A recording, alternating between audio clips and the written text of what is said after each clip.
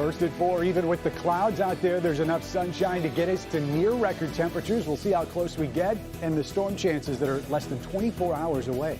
Karen? Also first at 4, he's out of prison and overcome his emotion. We've got breaking news on this man's long fight for justice and his first comments as a free man. Good. What happens when you build houses and the price of materials triples? As soon as construction starts to tank, then the economy tanks. How the rising prices of everything affect all of us with everything. Local 4 News starts now with a breaking news alert. Good afternoon, I'm Karen Drew. First at 4, an emotional day for Raymond Gray. One of the state's longest serving inmates is free after proclaiming his innocence for years.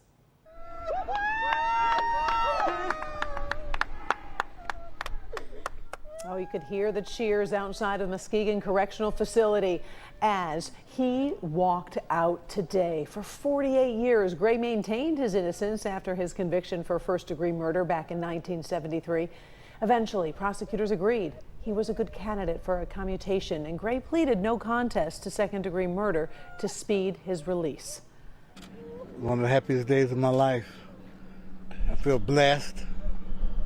And I'm grateful for the people. I think the people made it happen. Not just the lawyers, I give them credit too, but the people. You know, legally speaking, a no contest plea is not an admission of guilt. Our coverage continues at 5 with Gray's plans for his post-prison life. State police are investigating whether 3 separate shootings in the city of Inkster are connected. Early this morning, police went to a home on Inkster Road. They found a woman shot in the leg and the backside. She's expected to survive. Now, 2 hours later, police came back to find her boyfriend, identified as Bernice King, shot to death. Police believe the woman likely was not the initial target. Now, that violence followed a quadruple shooting last night where 2 men were killed and 2 others injured. The men were playing basketball in the area of Rosewood and Center Drive. Police say several men came running from between homes, started shooting, and then ran away. We've got a crew tracking the very latest on these investigations. We'll update you when you join us at 5 o'clock. Moving to Livonia, where police are searching for 2 men after a deadly stabbing in the middle of a busy intersection. Sky 4 over the scene this morning at Middlebelt and Plymouth. Police say the victim was approached by 2 men while walking down the street. The group exchanged words when suddenly one of the suspects pulled out a knife and stabbed the victim in his chest. Police are talking to witnesses. We'll let you know if they find those suspects. We do have a few things to talk about connected to the coronavirus today, including a new vaccine trial for teenagers, also some new text messages from the state of Michigan. First, another dip in new cases. The state reports 739 new infections in the past 24 hours. That's the first single-day number below 1,000 since March 9th. We've also seen an additional 66 deaths, with almost half from a records review. Meantime, the Michigan Department of Health and Human Services is launching a new text messaging program. It's targeting 1 million residents, especially those in vulnerable communities, urging them to get vaccinated. The text will be clearly identified and you can opt out. Don't forget, we've got plenty of vaccine information on our website, clickondetroit.com. Now, the new research from Moderna. The drug company says its trial in adolescents found the vaccine was 100% effective against symptomatic COVID 2 weeks after the second dose. Now, this round focused on 3,700 young people, ages 12 to 17. There were 0 cases of COVID diagnosed in those who received both doses, compared to 4 cases among the kids given placebo shots. Side effects were similar to those seen in adults. No significant safety concerns were found. Up next, Moderna plans to submit the data to the FDA next month, which could lead to a second vaccine being authorized for those ages 12 and up. All right, let's go to our first forecast. Calendar has not caught up yet. It really feels like it's the middle of summer, Ben. I was able to take a quick walk outside, and that sun is strong. It's warm, and yesterday we saw that humidity get boosted, and it's not come down all that much since then. But current temperatures are at 86. We have been as warm as 87. The record is 90, so we're close, but we're not quite there. There's a pretty strong southwest breeze out there that should boost these temperatures.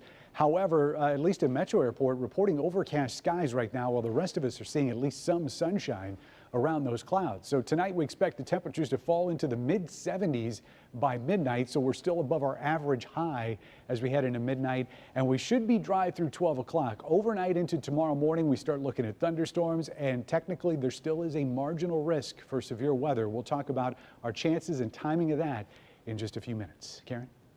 All right, thank you, Ben. From coast to Capitol Hill and inside the White House, many Americans are stopping to remember George Floyd today. He died 1 year ago at the hands of Minneapolis police with a knee on his neck. Kimberly Gill working this story from our newsroom. And Kim, Floyd's family is being welcomed in the nation's capital today. They are, Karen. Good afternoon. President Joe Biden held a private meeting with Floyd's family at the White House. Their visit to Washington is both symbolic and it's about making change happen. Before going to the White House, members of Floyd's family met with House Speaker Nancy Pelosi on Capitol Hill. The police reform bill named for Floyd is still being negotiated, failing to pass Congress by the anniversary of his death. Top Democrats are making it clear they stand with Floyd's family and they're working to get the legislation passed. Floyd's brother says his brother's death has changed the way a lot of people think. Today is the day that he set the world in a rage, and people realize what's going on in America, and we all said enough is enough. We will get this bill on the desk, and what is important is that when it reaches President Biden's desk, that it's a substantive piece of legislation, and that is far more important than a specific date. Back in Minneapolis, gunfire marred the somber anniversary at the very intersection where Floyd died. Not clear why someone was shooting. One man showed up at a local hospital with a gunshot wound. He's in critical condition, but is expected to survive. So, Karen, our coverage will continue tonight at 5. We'll hear what Floyd's family has to say after that White House meeting. For now, though, we'll send it back to you. All right. Thank you, Kim. Sure. By the way, we do have a reminder about a virtual prayer service tonight hosted by the Episcopal Diocese of Michigan. You can find our story on the event at clickondetroit.com, plus a link to the service this evening at 8. It's a chance to reflect and talk about ways to take action following Floyd's death. The rising costs of wood, windows, doors, and more are putting a lot of pressure on local contractors and home builders. They say those increases could be a threat to everyone who buys anything. Paula Tutman talked to one local home builder who is scratching his head as he tries how to figure out why there's a rise in prices and really how to navigate this trend. Yeah, hi, Karen. You know, we're talking about our old economic friends, supply and demand. Right now, there's a high demand for goods and low infrastructural capacity, according to the National Homeowners Association, which also, by the way, says that right now, lumber costs alone have gone up 200% in the last year. Stephen Gayard can honestly say construction is in his DNA. My great-great-great-granddad carved a piece of the Panama Canal, and they called it the Gaillard Cut. So that's how far back the generations go, yes. Around the people who build things since age 7. At 31 years old, he is the owner of his own construction company, DAG Construction. We do residential to commercial, but on the residential side, we like to do a lot of development, rehabs, development, and things like that. So we'll build from the ground up. He has seen a lot, but nothing like what he's experiencing in the last year. The prices from 2020 with the OSB sheets. OSB is oriented strand board. We use that for a lot of substrate, meaning like walls, and you can even use that for roof sheeting. The prices in 2020 was about $12 to $15 for 7/16 to 1/2-inch OSB sheets. Now you're seeing a price of $47 for 7/16 and $52 for 1/2-inch sheets of OSB. Materials costs on such a steep incline so rapidly, it's unsustainable. I picked up some deck railings on a project here in Detroit. Went one day, needed 4 of them. The price was $81. Did some calculations, found out we needed 2 more. I go back the next day because I saw they had a surplus. The prices increased by $15, so it was $96 the next day.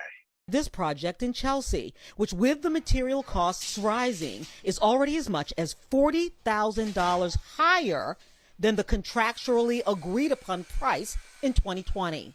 So he had to eat about that much of the cost. One of the number one things that built America is construction.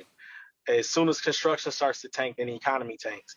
And with the increase in materials, that's probably going to be where we're heading, unfortunately. Yeah, and you know what? It is unfortunate because here's the thing. Obviously, some of this is pandemic related, a need for workers, also high demand for houses, renovations. And just like Stephan said, Karen, there is no end in sight. So it's not a good news story for any of us who buy really anything. Yeah, it is a trickle-down effect, that is for sure. All right, thank you, Paula. Still ahead, first at 4, Facebook under fire. Thousands of people are speaking up against a possible new service for children under 13 years old. See if you agree with them. Also, to play or not to play, how Olympic organizers are trying to reassure the world the delayed 2020 games should go on. But the challenges, they are growing this afternoon. First, building on a ceasefire. America's Secretary of State outlining President Biden's ultimate goal in making peace between Israel and the Palestinians.